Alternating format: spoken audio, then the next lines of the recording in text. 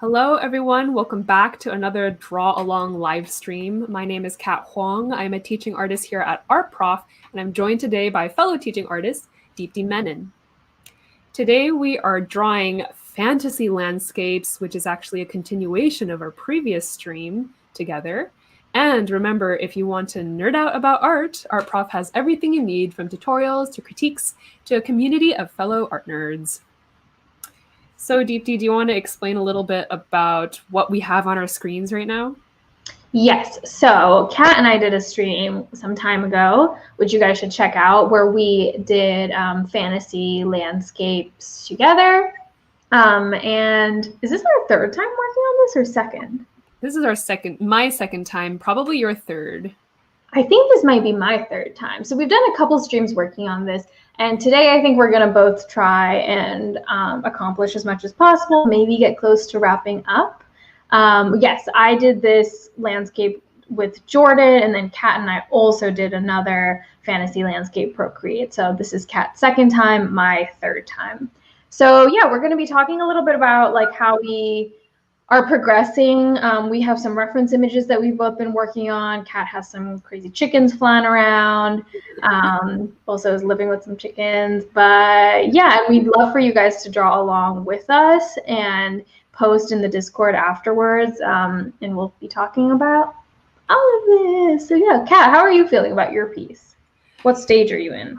I like the beginning. I think I did a lot of good color blocking, like the weird funky colors and the green neon chickens. I think from now on, I'm going to try to focus on getting more color variation, because everything kind of feels like it's local color, if that makes sense. Like if you have a red tree, it looks red. But if you have a red tree in yellow light, then it might look orange, you know? So I might play around more with color and obviously do more details, finish up the chickens. What about you, Deepti? Do you have goals for this stream?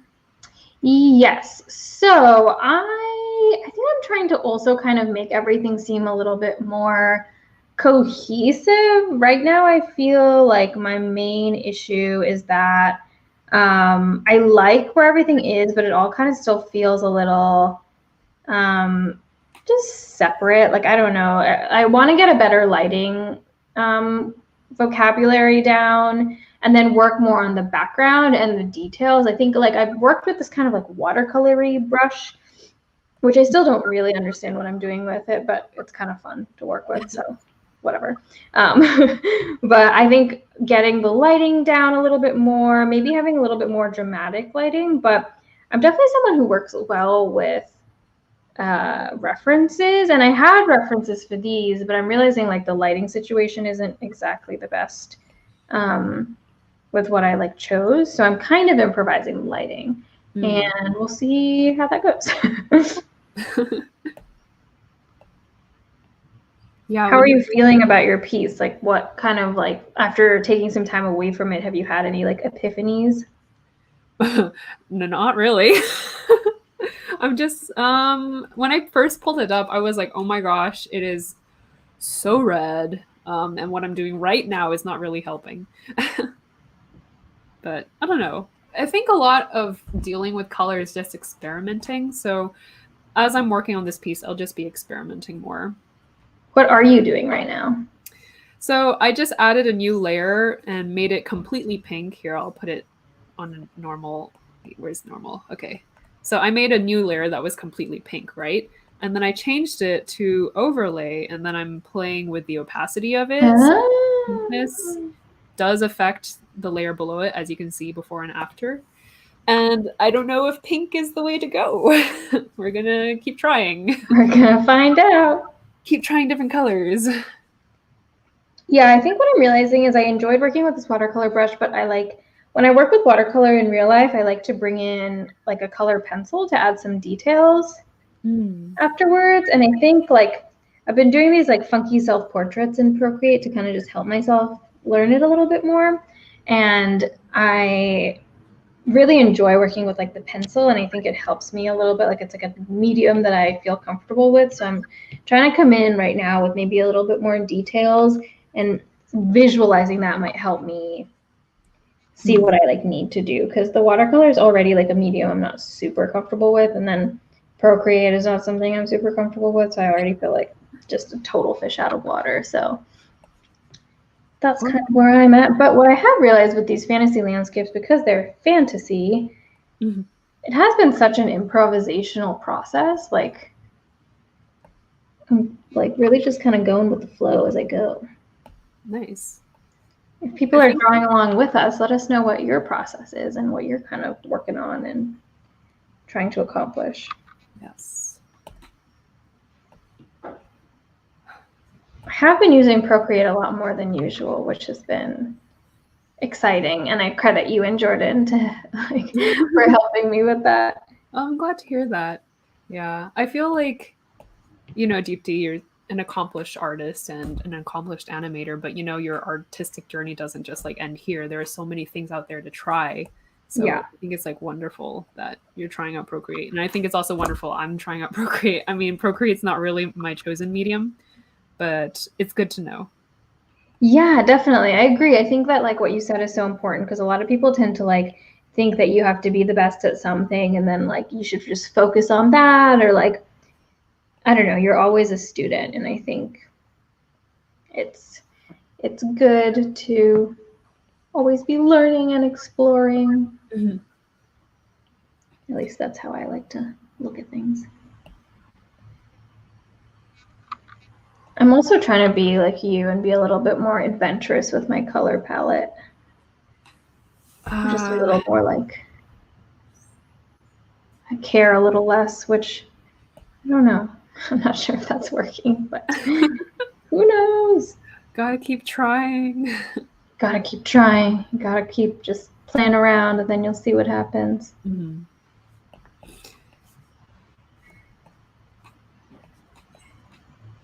Okay, I've never actually seen like a sunrise react the way I'm actually drawing it. I've only seen this in like film or animation or something like that, usually something make-believe. So I'm having trouble with this lighting scheme. It looks pretty realistic to me, if that means anything. So yeah, thank you. Art Prof is asking, do either of you think that you push yourself more when you are working alongside another artist, or does working with another artist not affect how you work? Oh my gosh. Well, in my opinion, I think it definitely pushes me because I think it's a great, like, you're functioning together, like you're encouraging each other. You want to do the same amount of work as the person next to you and stuff like that. And you can find it inspirational too. So yes, I do feel pushed. What about you, Deepti? I agree. I think that it's really helpful also just to have someone like kind of like a second pair of eyes almost to give you some feedback and critique, or even like seeing how someone else who, like you and I, Kat, have a pretty different like skill set and wheelhouse. And I think like seeing how you address lighting when I'm trying to think about lighting probably will be really informative for just like my creative process. So I think that it always is helpful. Sometimes when you're like working on maybe a client work or something, it might be a little detrimental because you can like, you know, get distracted. But we're both also the products of art school, where I think a lot of us are used to working in environments where we're with friends a lot. So that might also have something to do with it. Yeah. We have a comment here that says, I love to bounce ideas off my artist friends. Yeah, I think that's a great point too. Like it's a easy way to just bounce ideas off of one another and get feedback in like real time, which is really valuable and awesome. Mm-hmm. Oh my gosh, sometimes when I'm working on something and I need feedback, I like message 5 of my artist friends because I was like, I need feedback now. And out of the chances of 5 people responding to me, one of them will probably be pretty fast, right? I love that. I do that sometimes with like Instagram posts. I get like really nervous about posting things and I'm like, is this ready? Like, should I post it? Which is like kind of dumb. And I should just like be posting things regardless. But like, I'll do that sometimes and be like, what do you think? Or like, what should I tag this with? Or just silly. No, I think that makes a lot of sense. Also, like posting something is kind of final. Once you post it online, it's pretty much forever. Even if you take it down, people will probably remember it. And I don't know, maybe there's some archive out there that keeps all deleted Instagram posts. Probably. But yeah, I think it's really good to actually have like another set of eyes on something before you make something public. I agree. It's always good to like be self-aware too of like what you're posting and what you're doing. I'm so bad with layers. I keep drawing on the wrong one. Every artist's worst nightmare. I know. Oh, Neil is asking, does any one of you experience a situation that prevented you from making art for a long time? How did you deal with it? Deepti, do you want to take a stab at this question first? Sure. I'm trying to think. I don't think I've ever had a situation like where I was sick or unable to make art for any other reason, like financial reasons or whatever, which is really lucky. But I have had like just slumps kind of where I just don't feel like it, or I don't feel inspired, or I'm kind of really busy. I think finding people that will inspire you, like recently I've been drawing a lot of self-portraits and stuff because my friends have been inspiring me, and I've been talking to them and just seeing their work, and it's been like really motivational. But also finding just time. We did this stream recently of like 10-minute art prompts. Me, Alex, and Clara did it together, and like finding that you can just like make things in small amounts of time and taking the pressure off was really useful for me, because I feel like I can be kind of hard on myself and not the most helpful when it comes to encouraging myself. So that was helpful for me. What about you, Kat? So I've had periods of time where I didn't do art for a while. I think the first time was when I got rejected from the art school I applied to in France. After that, I was like, I just don't feel like making art because, you know, whatever. I'm in a foreign country. I might as well just like take this time to learn the language and explore. So that was the first time I had a long break from art. And then it just like I picked it up again when I went back to art school. The second time was when I graduated art school. And for a while, I was like burned out because I'd been working nonstop in art school, that I just felt like this is the time for me to take a breather, because I don't know if I can anytime soon. And eventually I also got a job, which also prevented me from making art. But I think since then, I've like, sometimes you just need time. You just need time to like step away from art, and eventually like you rekindle the love for art again in your heart, and you just pick it up again. So that was my method of going about it. It was a very go with the flow situation. Yeah, I think that's really important. Sometimes you like just need, like your body or your brain is just telling you that you need a break. And I think a lot of times people are conditioned, at least I am, to think that like taking a break means that I'm lazy or something like that. But I've come to realize that if I really, really feel burnt out, it's in the long term going to do like more harm if I don't take that break. And so, you know, and having like other passions has been great for me, like other creative things that I like to do, so that I can like bounce between them all and still feel like productive, because that's really big for me. So yeah, but it's whatever works for everyone. So what are some of the other hobbies that you do outside of art making? Well, I act, and that takes up a lot of time because I'm constantly auditioning, and that is also a very grueling, awful, heartbreaking process. And so most of the time I actually find that my art, like my visual art making, is my way of coping with like my acting heartbreak. Because I feel like also because I've been a visual artist for longer, I have a bit more like creative control and stability there and stuff. So like that. And I don't know, I like doing like just other kinds of visual arts, like other than animation. Like this feels kind of like, you know, a break in a sense, because like, you know, what is really going to be the repercussions if I make something I'm not super happy with tonight, you know, like I'm learning regardless. But yeah, those are kind of my things. What about you, Kat? Oh man, I always dread this question because a lot of my free time honestly is spent reading a lot of comics, because I enjoy that, and it so happens to be my mode of work too. So I think I need to learn to separate work from pure indulgement.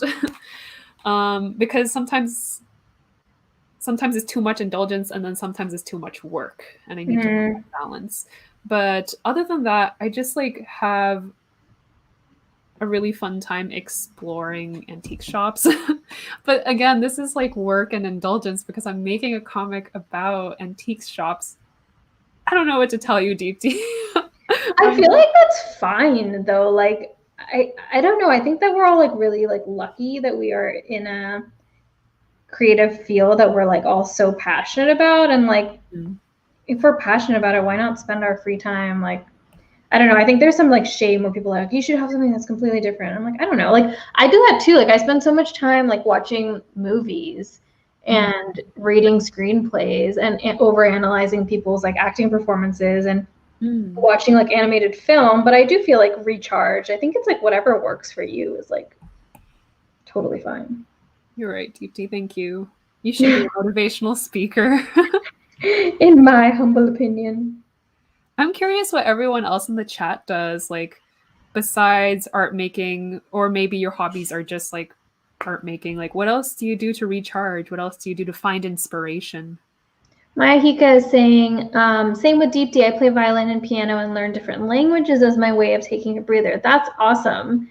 And you know, like I think that doing these things are great because at the end of the day, I feel like they actually can help you with your like you said, Kat, with your antique shopping. Like it's for work, but I'm sure that there was some like inspiration on both ends feeding each other. Like you probably got inspired by one to do the other. So I think that's like one of the nice blessings of being an artist is that we can just go to like fun areas and then get inspired and then have them sneak into our lifestyle. Yeah. You know. Speaking of art sneaking into your lifestyle, as a comics artist, and tell me your experiences as an animator, Deepti, but I feel like whenever I create a story, it inevitably is about me somehow. Like, Yeah. Isn't it kind of impossible not to have that happen? I feel you. And it's frustrating sometimes because then it's hard to like be an objective like storyteller because then you get like really invested in it.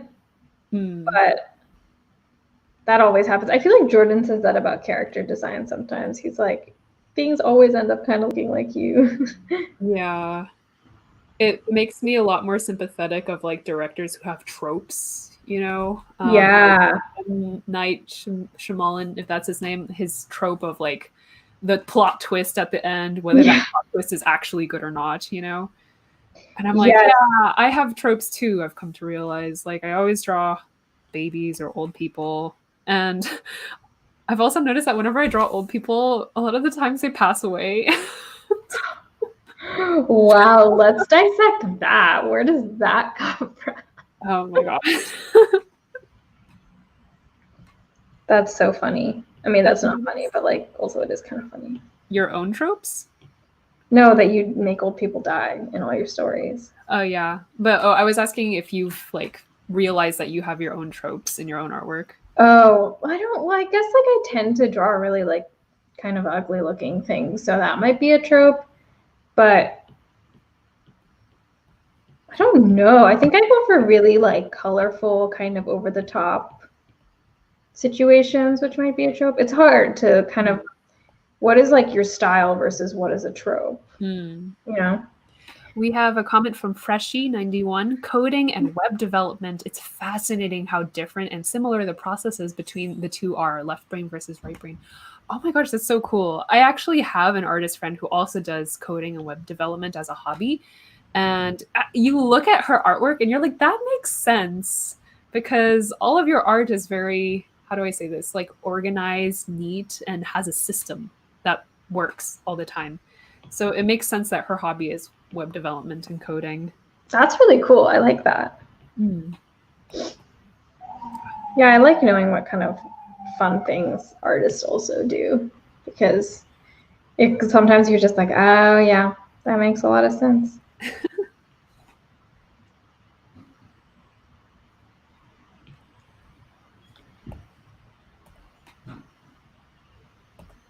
Seven Angelic is saying, can your art trope be your style and vice versa? Yeah, that's kind of the internal monologue I was just having. I was like, I think your art trope might actually be your style.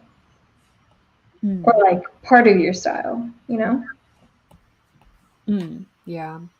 You know, I think it might be easier for me to talk about tropes because I'm more like comics artist, linear narrative kind of thing. So it's easier for me to notice situations I often write into my stories. But when it comes to like visual art in general, that's a really good question. Like, what is the distinction between a trope versus just like style? Yeah, it's also interesting that you brought up like film directors because it's kind of similar and like it's easier to sometimes see what a film director is known for because it's like a little bit more narrative based. I don't know. That's kind of an interesting discussion to keep thinking about. Art Prof is asking, why are you both pulling up your reference photos after not looking at them for a while? Well, for me, I think I'm trying to figure out the lighting situation and get a better understanding of some like really small details on these like little blue mushroom guys I have in the front. So those are things that I think the references can help me with. While I was doing color, because the color I wasn't really inspired at all by the reference photos, I kind of put the photos away and let myself get a little funky. But now I'm pulling them back. How about you, Kat? Yeah, also similar thought process as DeepT. I think also as I was drawing these trees, I noticed I was drawing them too similarly, like a pattern, such as what I have on the screen right now. And when I pulled up the reference photos, I was like, oh, there's like a lot more texture to these plants. I just like forgot about it because I didn't have my reference photo up for a while. So yeah, if you ever feel stuck or you need, you know, more spark in your artwork, I suggest going back to the drawing board, going back to the reference photos and seeing what inspired you in the first place. Yeah, I think that's what I was also going to add was that like, because I hadn't worked on this for quite some time, I had kind of like forgotten a little bit of like why I did certain things in a certain way. So I'm like revisiting that as well to be like, oh yeah, why does this look like this and why does that look like that? And things are slightly confusing still, but they're also making a little bit more sense. You never fully understand why you do stuff sometimes. Blue Wolf Spirit is asking, how do you pick a color from the drawing or the reference? What are the clicks to do that? Oh, so for Procreate, you see that little square in the middle right here? Okay, do you see my reference photo? To the right of the reference photo, there is a bar. In the middle of the bar, there is a little white square. All you have to do is click on it, and then this circle thing appears, and then you can just select whatever color you want. So if I want the red, I'll select the red. If I want the purple, I'll select the purple. And there, bam, I have purple. I think also if you use both your like two fingers, that can happen too. Oh, I don't know. Or not two fingers, one finger and you just hold it down. That's what I'm doing right now. It's like if you just use your finger and you hold it down. Yes, that just worked for me. Oh, cool. I learned something new too. Oh my gosh, look at me now teaching Procreate. The student has now become the teacher. Just kidding. I'm nowhere near being able to teach Procreate. I mean, same. Yeah, sometimes I'm like, wow, like when I'm with Jordan, I'm like, I mean, you definitely know way more than me, Kat. You definitely help me a lot. But sometimes I'll ask Jordan a question, and he'll have like 5 answers for it, and I'll be like, wow, you really know your stuff. Oh my gosh, sometimes when I'm talking to Jordan, we talk like I know my way around Photoshop a lot more. But the thing about Photoshop is I learned all of it by using it a lot. So I didn't know certain things had names to them. And so Jordan said something like really basic, like, do you know, for instance, like clipping mask? And I was like, what is that? And I realized, oh, that's just such a basic function. I just didn't know the name for it. Oh my gosh, that's kind of like me with when anyone's talking to me about animation stuff. sometimes I'll just say things and I'll be like, I have no idea what you're talking about, because I just like make animation. I don't know like animation theory, or like they'll bring up artists who are animators and I'll be like, I have never heard of this person, but then I see their work and I'm like, oh yeah, of course. Yeah.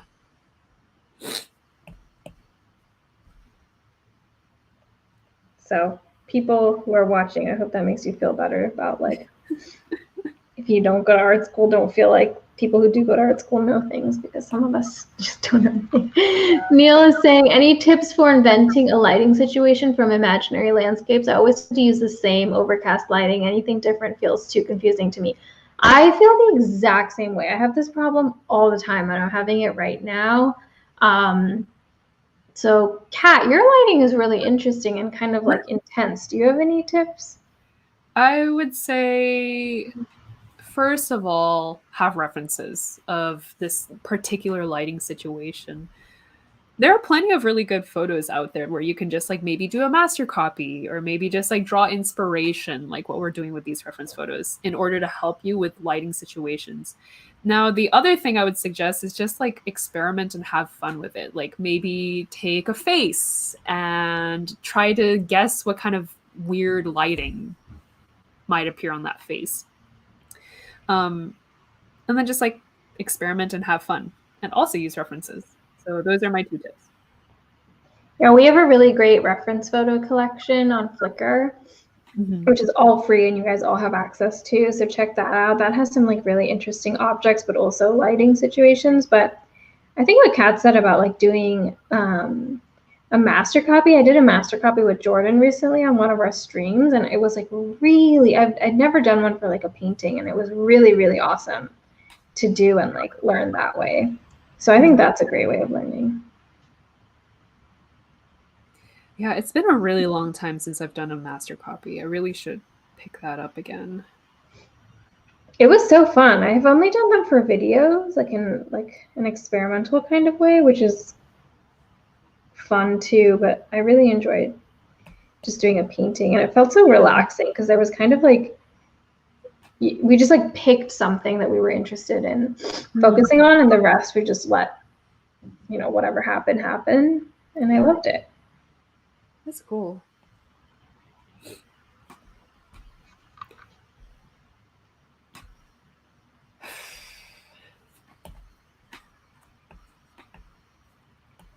And then I also think for like lighting situations, you can always just like do something that doesn't make sense and then kind of like adjust as you go. Like if you're using a lot of different references and they all have kind of like different lighting sources, sometimes I just lean into that, and then as I'm going, kind of make adjustments. Especially if it's like this, where it's just like fun and we're just kind of learning and messing around. There's no harm in breaking all the rules and then like figuring it out later. W315 says you can set up a little desktop model to test your lighting scheme too, right? Do you mean like a live model, or like a, how I'm kind of interpreting that is that you can like set up something like in real life and put like a lighting situation on it. That's kind of a really cool idea. Yeah, make a diorama or make a miniature version of your art in 3D and then light it. Yeah, that's totally an option. That's a really good suggestion. Who's that artist that does that? It's with like the dinosaurs. I was literally gonna say guy with the dinosaurs. What's his name? I'm sure Clara will know. She'll yeah, Clara, help us out. Didn't we do a stream where we guessed if things were like from photographs, and he was one of them? Oh yeah, we were together on that stream too. He was one of them. And I guess someone from like the golden age of illustration or something like that, from like the Brandywine tradition. James Gurney. He has a great YouTube channel. Yes, that guy. I didn't know he existed until we did that stream. I didn't either. I was also pretty surprised. Our prof is saying, Jordan said that he sometimes puts light on an action figure to check lighting on a figure. Yeah. I mean, if you have like a doll or a Barbie or something like that close by, that's a great tool for reference. Yeah, or like your own body. I'm a big fan of just going in front of having a full-length mirror near you at any given time. Mm-hmm.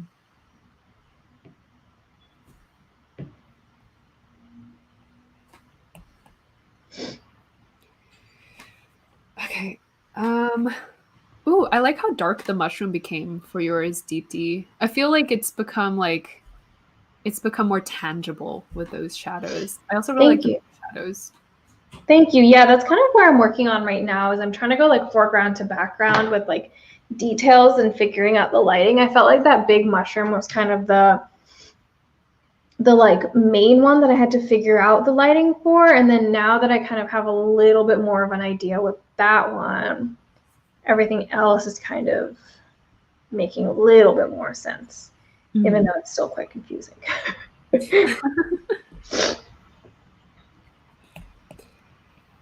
My allergies have really been like acting up today. So if you guys hear me sniffing, I'm sorry. Same, actually. It's allergy season in California, which is where I'm located. I don't even know if it's allergy season here. I think it might just be dust. Maybe. I feel like I'm always playing that game where I'm like, is it my allergies? Do I have a cold? Or like, do I have COVID? Yeah, with the pandemic, there's like another level to the game. I know. It's like so scary. When I was in high school and not in control of whether like I could skip school or not, like in college, I would always I hated getting allergies because I'm basically feeling sick, except I'm not sick enough to not go to school, if that makes sense. Yeah. You know, the crazy thing is I grew up in California, where like pretty much exactly where you are, Kat, in the Bay Area, and I never had allergies growing up. Like, wasn't allergic to anything. Interesting. And then I went to Rhode Island for college, and in the East Coast, I'm like really allergic to things. What were you allergic to? It's all plant-based because it's always in the spring, and it's like the foliage or whatever. But like, I was always like, am I getting sick? Am I getting sick? And then I had this epiphany that I think I'm allergic to things, and it was really bizarre. Actually, when I moved to Rhode Island, my allergies got less serious. I still had them occasionally, but it got better away from my home. Yeah, they're so weird. Being allergic to things is just so bizarre. Yeah. Oh my gosh, have you ever like heard about how weird lactose intolerance is? Because I've heard that, you know, sometimes it's genetic that you're lactose intolerant, and sometimes it's because you haven't eaten dairy in a long time, and other times it can just happen randomly to you, like randomly. Yeah, I've heard that you can like become lactose intolerant because you just step away from it. But isn't it true that like we're technically not supposed to be having dairy? Or is that a myth? I don't know. I don't know this much about lactose intolerance. You brought it up, Kat. Now answer the question. Maybe someone in the chat will be more knowledgeable than me. Prof Lieu is asking, Kat, did you remove the chickens permanently from your landscape? No, I just wanted to work on the landscape in more detail, and to have to like draw around the chickens was super annoying. I figured I could also color match the chickens better to the landscape once the landscape was done. So this is what's great about digital, is that you can separate these things. Whereas if this was all traditional, I would be forced to work on the chickens and the trees at the same time. I have realized that working digitally recently has made me like a worse traditional, like I'll sometimes double tap to try and get like undo. Or I'll be like working with like just one piece of paper and then try and like somehow get like the layers to work. And then I'm like, what am I doing? This is a one piece of paper. I've actually had worries about like the fact that color coordination and color editing, color adjustment is so much easier on digital, that I'm afraid my color sense in the traditional mediums will actually get worse. So I've had that worry. Have you seen that worry like actually become a thing or no? Not really, because I don't work traditionally in color right now. I guess I'll have to like find out and see. But I have actually thought about doing like a quick color study digitally and then traditionally sort of like emulating that or getting a lot of help from that. I think that would actually help my traditional color matching. I feel like you have a pretty good color sensibility though, Kat. Thank you. But you can always get better.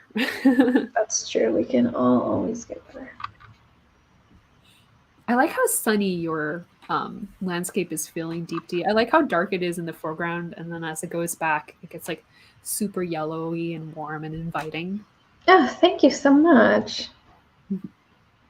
I didn't really plan that. I'm really not good at lighting. Like that's probably one area that I know for a fact I'm like very bad at, and everything seems to just be like extremely well lit by the sun. Which is why I've been doing the self-portraits actually, like on top of them just being kind of funny to do. I've been trying to like explore how light affects the face. Because especially on the face, it's like so key to making things actually like look like what you're trying to represent them to look. So it's been interesting. I'm trying to get better.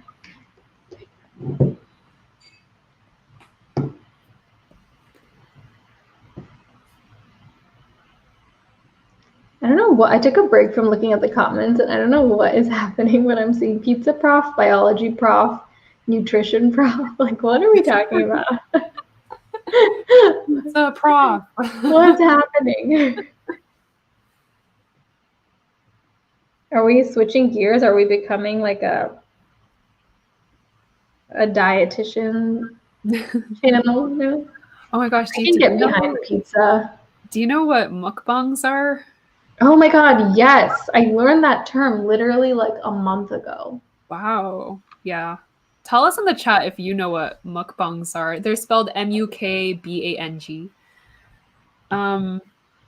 But basically, for those of you who don't know, it's the phenomenon of like eating on camera. Like people will eat and record themselves and just like post it on YouTube or Instagram or something like that. It's very interesting. And like people make money that way too, right? People make so much money. Like I've seen mukbang accounts that have millions and millions of subscribers. Okay, I need to get on the mukbang business then. Like just to eat? Like I'm already doing that. Might as well do it for profit. Yeah, exactly. I'm constantly trying to think about how like my cat can make me money. I'm like, he's so cute. I'm sure someone would pay for cat content from him. I don't remember this cat's name, but it's a very beautiful cat, white with blue eyes, that's gone viral because of how beautiful that cat is. Oh, but yeah. The owner of that cat is a very reputable art director, and she uses her cat's social media to prove her prowess as an art director. Does that make sense? Ooh, it makes sense, but I need you to elaborate, I think. Like, she's designed a website for this cat. She like films really good like content, takes really good photographs, edits those photographs, and really curates the social media presence of this cat. And then she goes to companies and goes like, I made this cat famous. You want me in your company because you want to be famous too, right? Wow. That's really interesting. I'm intrigued. I'm very intrigued. I'm like, oh my gosh, good on her for, I don't know, just like being an entrepreneur, I guess. I mean, yeah, I do think about like a lot of times like website designers have to design like a friend's website sometimes to like have something. Like might as well do it for your cat. I've also just like, I made an Instagram for my dog, and I'm realizing how hard it is to maintain. Like whenever you see a famous dog or cat account on Instagram, so much work has been put into that account that like, I don't know if people notice. That's so funny. It's true. It's some people's entire career. Yeah. And like people can write books from all the fame they get. I'm like thinking of that orange cat that got viral because the owner's daughter was hugging the cat and going like, "You are my sunshine," you know, singing that song. Does anyone know this cat? He's like super famous, but he passed away kind of recently. Oh no, rest in peace.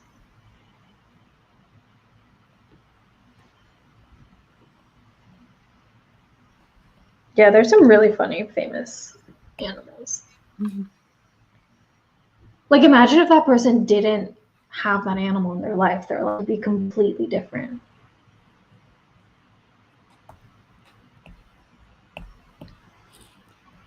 Okay, I just like added pattern to the background trees and I'm really hating how it looks like. So I'm going to like backtrack and get rid of that pattern because I Why feel do like you hate what it looks like?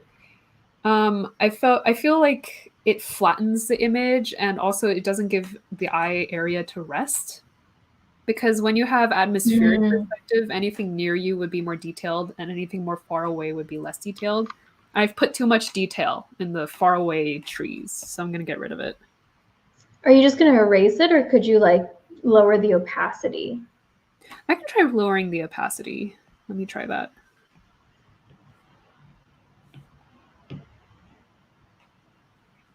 Prof is asking me, your color scheme changed a lot. Was that planned? No, that wasn't planned. That had a lot to do with like the lighting. I realized that like everything in the foreground and the background were kind of the same level of lit, and that was it's lit. Wow, I sound so stupid saying that I'm too old. Anyways, it was all very bright, and then I kind of had the idea that the foreground would be a bit darker and then the background would be the most illuminated. So I've been slowly adding darker values, but I've also been trying to be a little risque, I would say, with my color choices, because who cares right now? You know, if I don't like it, I can just double tap and get rid of it. So that's kind of been my thought process. Trying to keep it within the realm of like each item having its colors, but yeah, that's been my color scheme thought process. But I'm like, I just kind of don't have a lot of thought put into most of what I do when I'm working with like for fun. And you know, there might be a chance that I completely change things. Private account, ooh, spooky private account. Hi, private account is saying, Deepti, I love your style. Thank you so much, private account. That sounds so cool. A private account likes my style. Yeah, I've noticed private account on previous streams too. And whenever I like introduce the new person with a comment, I'm like, ooh, private account has something to say. Maybe they're a celebrity. Maybe it's George Clooney. Ooh. Guess is on whose private account is. Maybe it's someone who we all think is like dead, but Whoa. they're actually alive on private account watching Art Prof. Wow, that's another dimension. I know. Now I'm getting into conspiracy theory land. Ooh.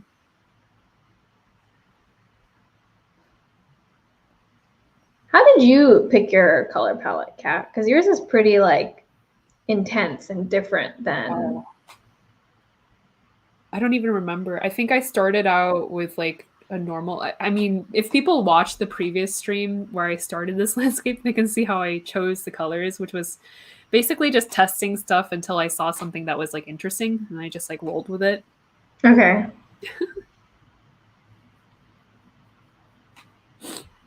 What is it that you want to do with like the lighting of your piece, Deepti? Are you like happy with the sunniness, or do you want to like do something more dramatic, or do you want to keep on with this lighting scheme? I kind of am improvising as I go. I'm feeling happier and happier about it because I liked the sunniness in the yellow, but I didn't like how sunny it was in the foreground, or the fact that it was sunny all throughout. So I'm trying right now to like darken the blue and darken that like front mushroom, which I think is going well. And then as things recede, I'm gonna have like the landscape be a bit brighter, because I think that's also kind of a fun way to show space and maybe not have as much detail in the background, because I want the atmospheric perspective to be there but still have the background like kind of have a presence, because the brightness will be there. I don't know. I'm kind of improvising as I go. I'm liking so far how this these blue mushrooms in the front are going, and then that big mushroom is going. But it's all, I'm improvising. What are your plans for the background? I mean, are you going to improvise that? You're catching on, Kat. Good job. Kind of. I think I'm going to play around with shadows,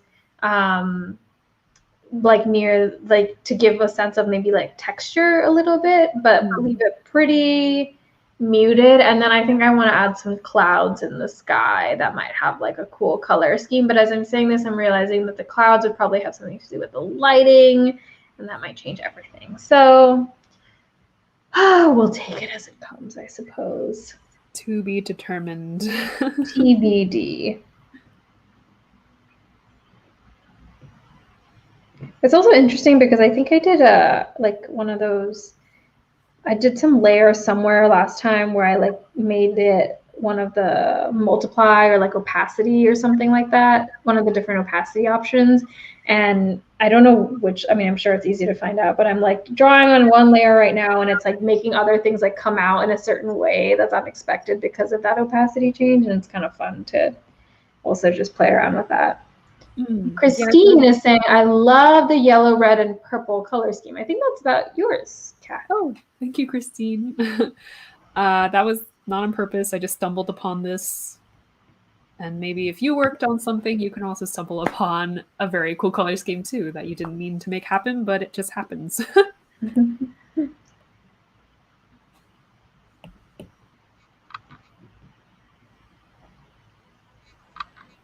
Okay, I think it's time I pulled the chickens back in. Ooh, yeah, bring back the chickens. Did you ever watch the Amanda Show? No. She's like, bring in the dancing lobsters. I was like, what does this have to do with chickens? If anyone saw the Amanda Show growing up, there was like this skit that she would do where she was a judge, and then she would like finish the ruling, and she'd be like, bring in the dancing lobsters. And these like two men or women or whoever in lobster suits would just come in, and it made absolutely no sense, but it was hilarious.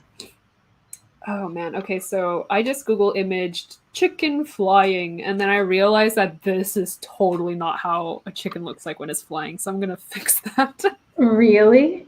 Yeah, it's more natural. Give me a moment, I will draw this out. That looks pretty natural to me. Oh, thank you. I feel like fly? The shape is like a chicken standing with its wings extended, but it's not a chicken flying, you know? Okay. I believe you. Thank you. Angie is saying, Kat, your trees remind me of the caterpillar illustration you did way back. It has that same vibe, strange enough. That's so cool. I actually see that too. Yeah, I mean, this is the same artist doing both images. I think that, like, I didn't mean for that to happen, but Angie, it's really good that you point that out because, you know, your style or the way people recognize your artwork is just literally how you draw. So, I don't know, it just like comes out naturally and not on purpose for me. And so it will for you guys too. Yeah, we get that question a lot about like, how do you find your style and stuff? And it's so hard to answer, but I really think what you said kind of like nails it, Kat. It's like you just have to keep making work.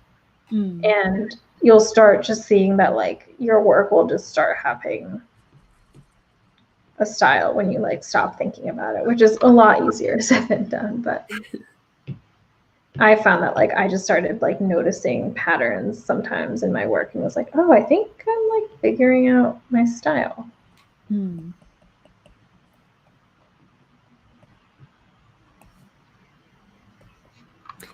Our prof says, Deepti, can you make your image bigger?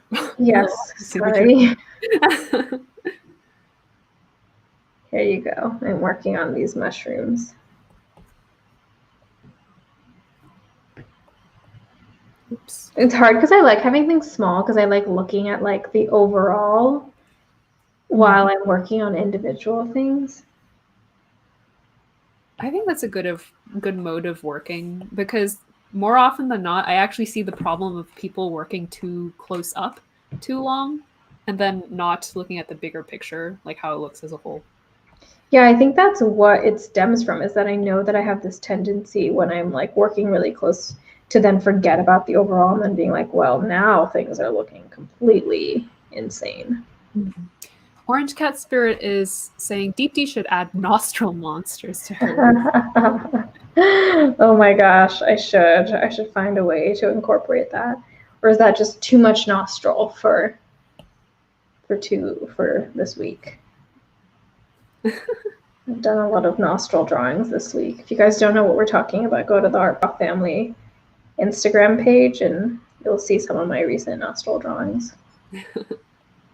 I love your nostril drawings, Deepti. I feel like not a lot of people would think to draw themselves like ugly self-portrait, you know? Ugly selfie. I think I only feel comfortable drawing myself ugly because it takes off the pressure of like it needing to like look like you or do you any justice. Like the point is to kind of not do you any justice. It's to make you look kind of like whack and crazy. So if people want to do self-portraits but are fearful of being too harsh on themselves, give yourself the challenge of like making it look bad. Maybe that should be a new art dare. Ooh, what do you guys think? Ugly self-portrait. Nostril selfie, ugly self-portrait. I love that idea. I would do the art dare. I would do that art dare in a heartbeat.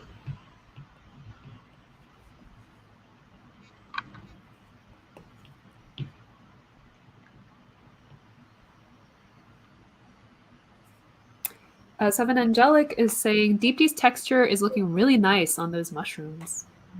Thank you so much, Seven Angelic. I think it's helping incorporate the like pencil texture on top of the watercolor and work back and forth with those. And then I was inspired by this stream we did recently with me and Lauren and Clara on like complementary colors. So I've been using some complementary colors for the highlights. Complementary meaning like yellows and oranges with the purpley blues. Blue is saying, Deepti, work the distance part. The foreground is fine.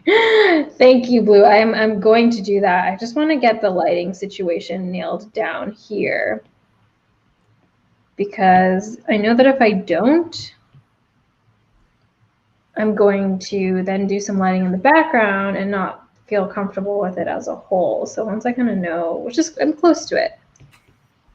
I like working in these small chunks. You know, I really love it. To a distance. Sorry, what were you saying? I was just commenting on that was Blue Wolf Spirit, right? Yeah. Now, yeah, I really love it when the art prof community is starting to like grow comfortable enough with critiquing that they like start to critique us, because like we of course need critique as well. Like we're human, right? Yeah. It's just like so cool to get that feedback because, you know, once you learn how to critique, once you can or feeling comfortable with it, like why not share the knowledge, right?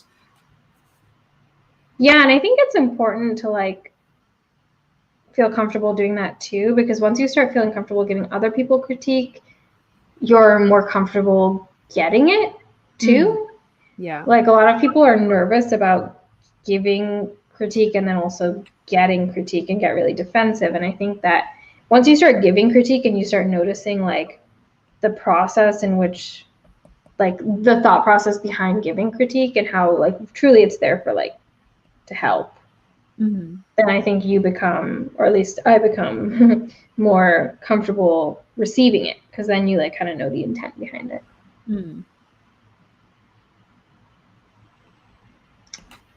Clara saying, Kat, are you looking at a flying chicken reference photo right now, or are you drawing from your imagination? Oh my gosh, I am absolutely looking at a reference photo right now. I'm not showing it clearly. Sorry, you guys. I'm just like Google imaging it. And I don't want to show that for like copyright reasons.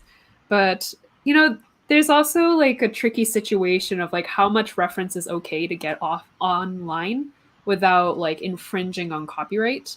And I think for my piece, because there are just like so many chickens, it's fine for me to like just reference flying chickens on Google Images and pull a bunch of flying chickens into one image. I don't think I'll get in trouble for that. No one report me though. Don't do that to me. I wonder if you could even get in trouble because, like, aren't you remixing it in a sense? And like, how would they know that you used their specific flying chicken image? That's actually really true. I don't know, like the online people are really vigilant. People notice really fast if you've gotten like a reference photo from somewhere. And also with like the reverse image search, it's really easy to, catch people. But I agree with you. I don't think I'll get in trouble using these chicken images, to be honest. That's kind of scary though. I didn't know that. Mm.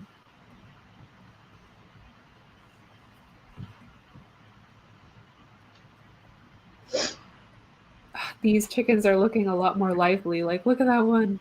It looks like I actually noticed like it does kind of change and make things look more realistic. Good on you for fixing it. Thank you. Oh, there are so many chickens though. I can't fix you all. You're picking and choosing your favorite chickens.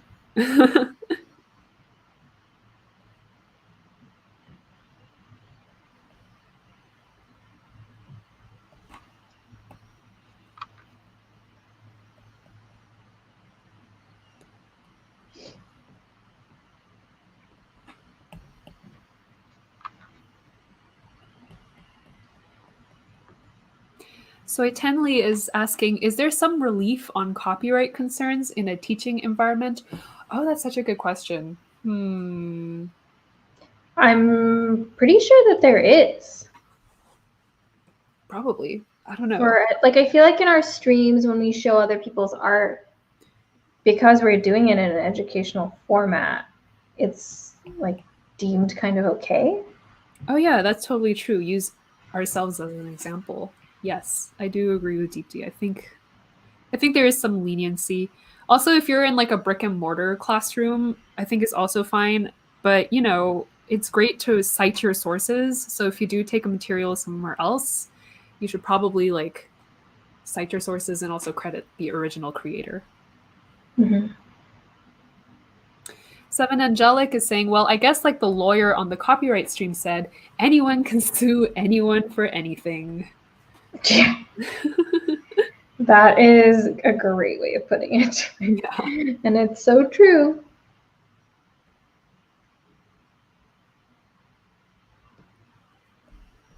But it's like also like sometimes, people will be like, is this worth suing someone over? Like you can also think about it like that. Like, is what you're doing really, like, I highly doubt someone is going to sue you, Kat, for like a drawing that you're doing on Art Prof for educational purposes. Yeah. I mean, if Art Prof were like, I'm trying to think of really big brands. Like if Art Prof was Apple or something like that, then for sure I think people would want to like. They might as well sue. Yeah, you might as well try and take what they can give you. Oh, but you know what? It would probably be even scarier with Apple because they're like a huge company and you're just one person, That's true, and they probably have some incredibly scary lawyers. Yes.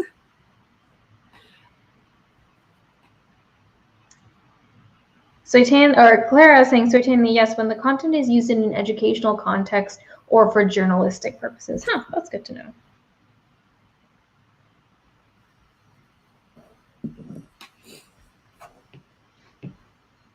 Yeah, that's true. Probably the more money that something has, the scarier their lawyers are. Yeah. To protect said money. So. Ugh, man, that like makes me sad when I think of like the big companies that just rip off artists' works and don't do anything about it. Like, I'm not gonna name any names, but there's something that rhymes with suburban. Yeah, I literally was thinking of the same one. Something that rhymes with that. Neil says, Kat, will your chickens also have different colors / patterns? I think that's too much to swallow in one stream, to be honest. Like, that's too much to bite off. So I think I'll just keep them as weird neon green chickens for now. But that's a really good suggestion, Neil. If I were to work on this piece super long term, then yeah, I would consider different breeds of chickens. That's something that's interesting to note because, like, it's true that while we're doing these streams, we also kind of want to think about how we're addressing these pieces in terms of like how much time we have. Mm-hmm. Because if this was like a painting I knew I had like a month to work on, maybe I would have even approached it from the get-go a little bit differently. Yeah.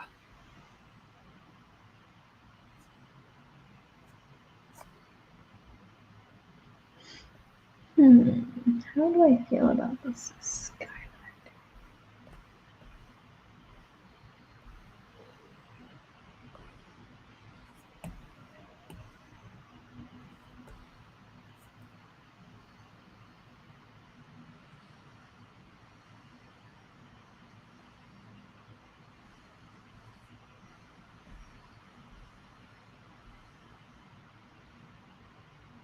Oh my gosh, do you ever like accidentally make a mark and then have no idea where that came from? Ooh, all the time. Just did that. I was like, where the heck did that come from? Weird. Okay.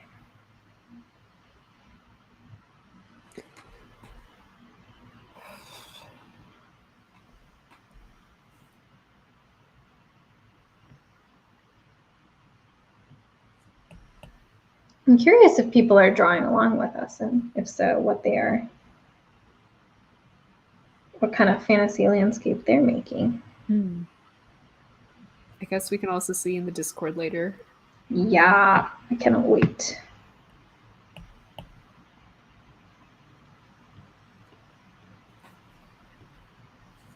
Okay, these chickens, I'm like pretty satisfied with the level of detail. I do think that they don't follow the color scheme that well. So I'm gonna do some like overlay, whatever tricks to experiment blending them into the environment. Would you add like more detail on them?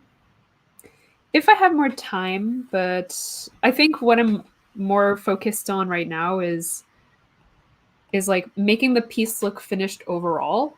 So I'm gonna adjust some of the colors and stuff. Also, just FYI, Art Prof is 100% free. So if you're able to, please support us on Patreon or make a one-time donation. And all the links to do that are on the YouTube video description below.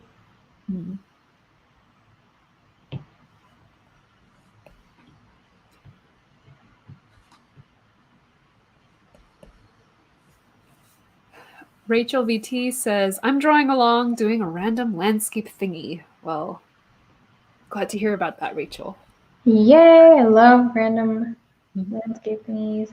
Maya Hika is saying, really loving these draw along streams makes me feel like I really belong in a community. Oh, that's so sweet. I'm really happy that we make you feel like that because you guys make us feel like that and vice versa. So it's nice that we all get to hang out together and draw together, especially during like a pandemic right now where like we can all be hanging out all the time in person.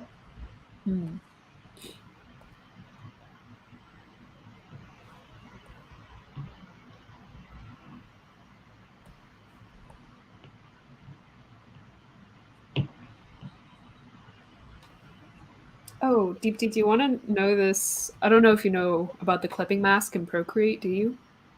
A little bit. I think Jordan taught me, but I would be happy to learn again. Okay, cool. So I wanted to edit the colors of just the birds through an overlay layer. So I would like add a layer and then, make it red and then make that layer an overlay layer. Hold on, let me find overlay. There we go. But as you can see, when I make it an overlay layer, it affects the whole image, including the chickens and the trees. So if I want it to affect just chickens, I make it a clipping mask. So I make sure the layer is on top of the chickens, which it is. click on the icon here, and then I click clipping mask. And then everything affects just the chickens, not... Wow. Yeah. That difference is really incredible too. Like it really makes a difference Mm. lighting wise too. Cool. Thanks, Kat. My pleasure.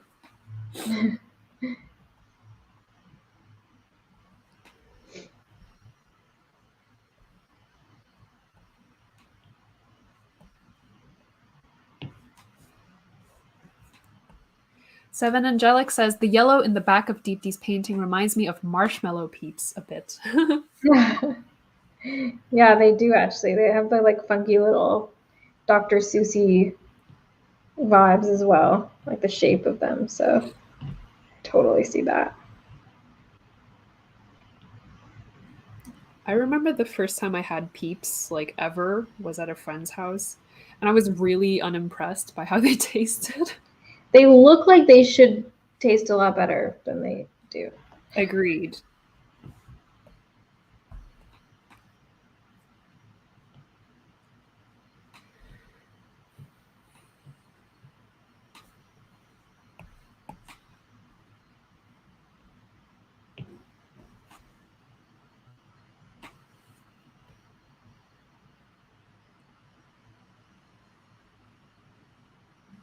I find it so hard to talk and draw at the same time sometimes. Oh yeah, same.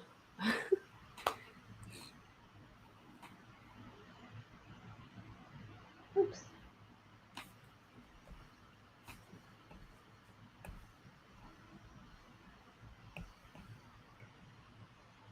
It's wild how like sometimes I'm like, I'm gonna like, how am I gonna spend an hour and a half like doing this right now? Like I'm gonna finish in like 30 minutes, and then I like don't even scratch the surface and all the things that I think that I'm gonna Actually, accomplish. I think I heard this advice from you, DeepD, is when you are proposing a timeline for a client, like a timeline of how long you need to work on the piece, to triple the amount you originally think of. Was that you who said that? Yes, that is my go-to advice. It's good advice, right? Yeah, but I'm almost like afraid to state that because I'm like, oh my gosh, they're going to think I take so long. It kind of, I always say triple, but I feel like if you think it's going to take you a year, I don't think you need to say it's going to take you 3 years. But like if it's a week, I think 3 weeks. Okay, I think that's a really good distinction, actually. Yeah. Yes, because I mean, like, yeah, a month. Maybe you don't think you need like 3 months, but maybe like a month and a half, 2 months might be a little bit more like digestible for you. Who knows? But I always prefer asking for more time and then surprising them. Or like if they're like, whoa, no way, negotiating it down, then them being like, yeah, cool. And then being like, oh, well, I guess I could have asked for maybe more time. Our process, Kat, will you do more to the sky or would that get in the way of the trees? Actually, I'm glad you pointed that out, Clara, because I totally forgot about, there's a lot of things going on with the chickens and the trees. I kind of forgot about the sky. So I will actually, I'll experiment a little bit more with the sky. So thank you. Yeah, there are a lot of moving parts in both of ours, I think. And sometimes it's easy to get like really into one of the things that you're looking at and not pay attention so much to everything else. Yeah. I was actually thinking for my piece that there are not enough moving parts because the biggest thing in the piece are the trees and the chickens. And I kind of wanted something else to like mix up, the landscape a bit. I feel like yours is pretty, like at least texturally and color wise and lighting wise, it's pretty intense. Thank you. So there's kind of a lot going on. Yeah, it's a lot going on, but there are just 2 elements basically. Two nouns, 2 subjects.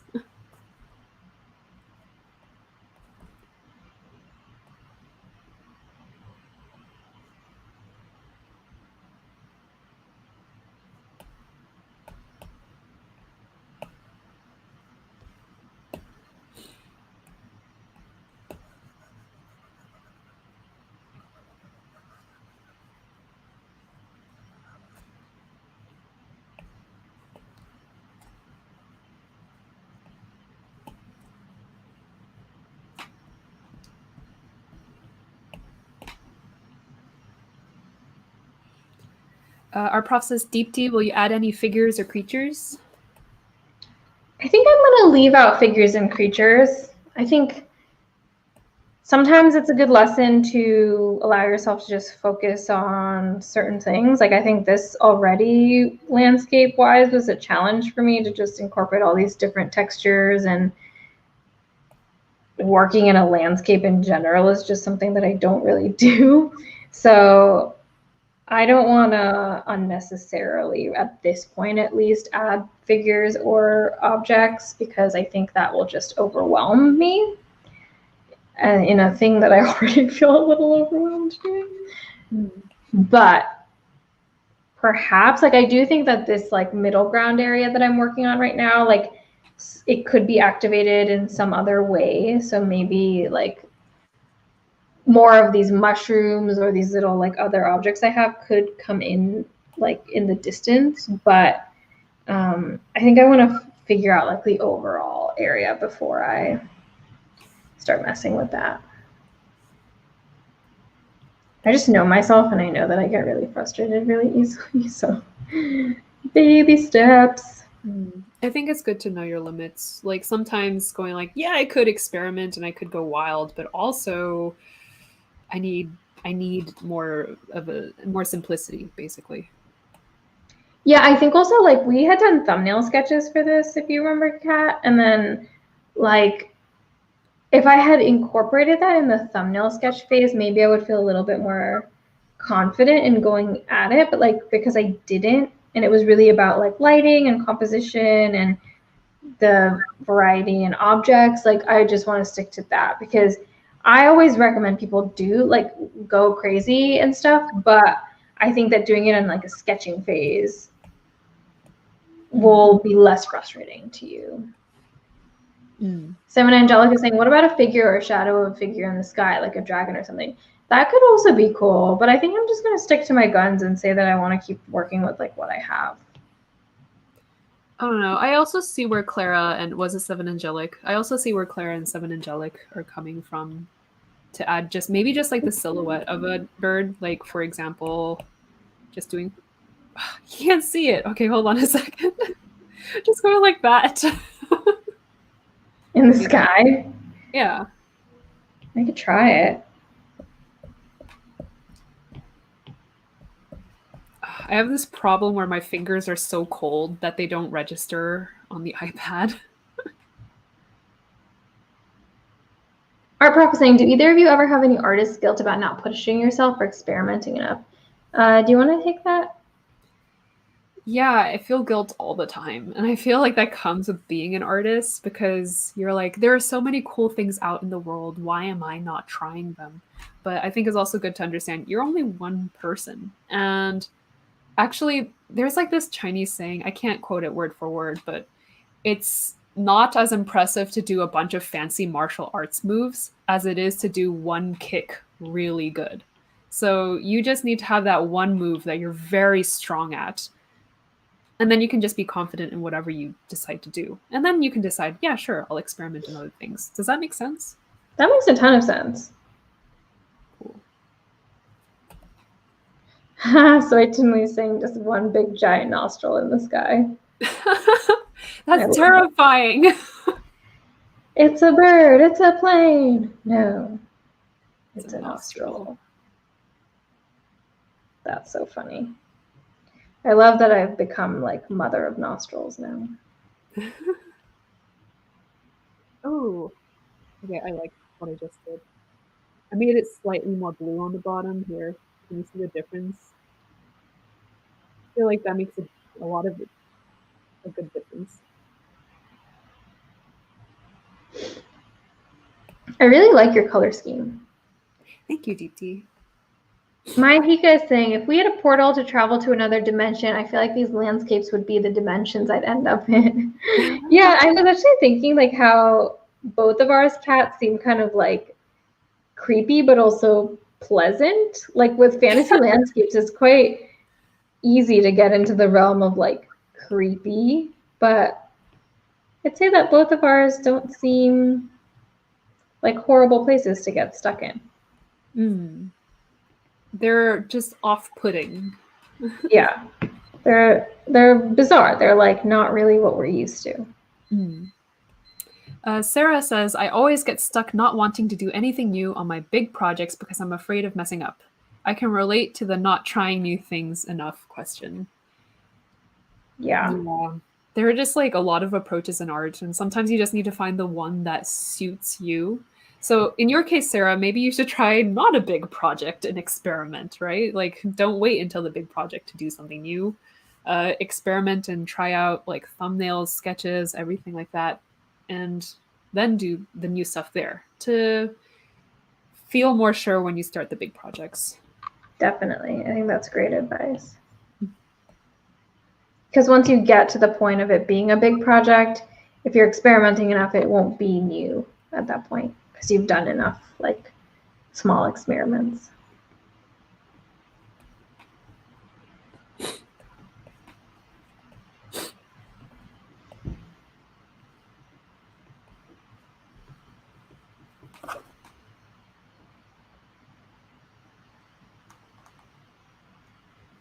Neil is saying, I would want to hang out with those chickens. Thank you, Neil. They want to hang out with you too. Speaking of hanging out with chickens, like I recently acquired 3 chicks. So I've been spending like all my days with them. They're so cute, but they're growing so fast. You are mother of chickens. I'm mother of nostrils and you're mother of chickens. Sam and Angelica saying Cats is Planet of the Chickens. It would be a great movie. But it's true. I can see some really cool text being incorporated into that. Planet of the Chickens. That's terrifying. Do you know how aggressive chickens are? They're really aggressive. Are they? Yeah, actually, it's a thing where if you breed a brood of hens, you cannot introduce a rooster later because the hens will murder the rooster, like in a terrible way. Oh my gosh. Yeah, so don't introduce new chickens to the brood. Also, if it's like another hen, they will like bully the new hen. It's just weird society levels amongst chickens. Wow, nature is wild. Oh, Emma's saying, have you named the chicks, Kat? Yes, I have. Their names are Jojo, Margot, and Coco. Aw. Yeah. There's like a little story behind each name. Should I explain the stories? Yes, of course. We have enough time. Okay, so I named Jojo after Jo from the character of Little Women because she's the smartest out of the 3. She's the quickest. I named Margot because she flaps her wings and kicks her feet a lot like a dancer, so I named her after the ballerina Margot Fontaine. And I named Coco because like she's like dark like chocolate. Did you have all the say in naming all of them? Yeah, I actually have all the say in naming all the animals in my parents' household because I'm pretty good with names. I'd like to say. I don't know, maybe I've like jinxed myself. Maybe the next animal I'll name is like not suitable.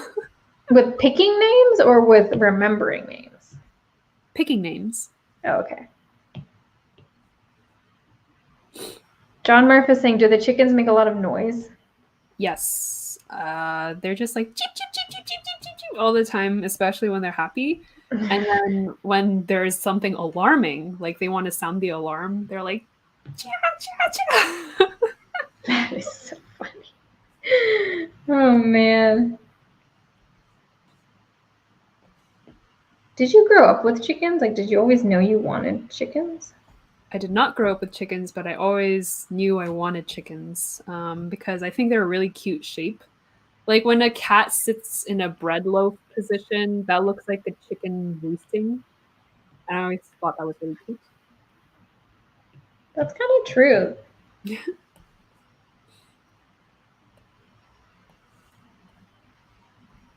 I'm having a lot of fun with the color in the sky. It kind of just doesn't make any sense right now what I'm doing, but Oh my gosh, it's become a cloudy landscape, yours. I know it's gone from a sunny day to a cloudy day. Mm-hmm.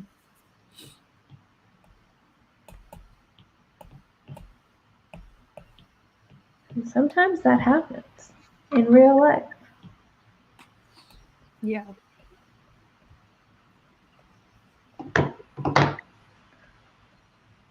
All right, my friends, I want to invite you to join us on the Art Prof Discord in the hashtag ArtAlongs channel. The Discord invite link is in the YouTube video description below.